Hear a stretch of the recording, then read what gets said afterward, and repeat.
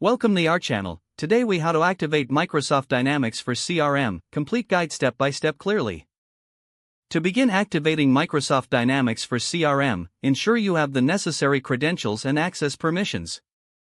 First, open your web browser and navigate to the Microsoft Dynamics CRM login page. Enter your organizational email address in the designated field. Click the Next button to proceed. You will be prompted to enter your password. Type in your password and click Sign In to access your CRM environment. Once logged in, locate the gear icon in the top right corner of the screen. Click on the gear icon to open the Settings menu. Next, select Advanced Settings from the drop-down options. This will redirect you to a new window with the Settings dashboard.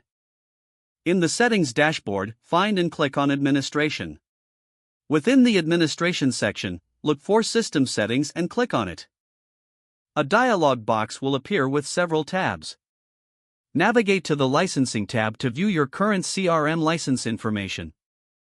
Here, you will find options to activate or manage your licensing. If your installation is not activated, look for a button that says Activate. Click on the Activate button to begin the activation process. You may be prompted to enter your activation key. Enter your activation key carefully and verify it against your documentation. Once you have confirmed the key, click OK or Activate to continue. The system will process your request, and you will receive a confirmation message once activation is successful.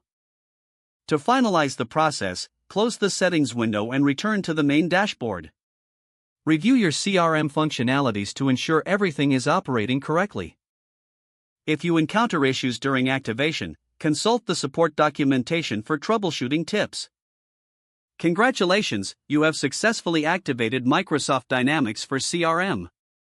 If the page does not load, refresh the browser or try again in a private or incognito window. Make sure you are using the correct email address, then retype it carefully to avoid small typos.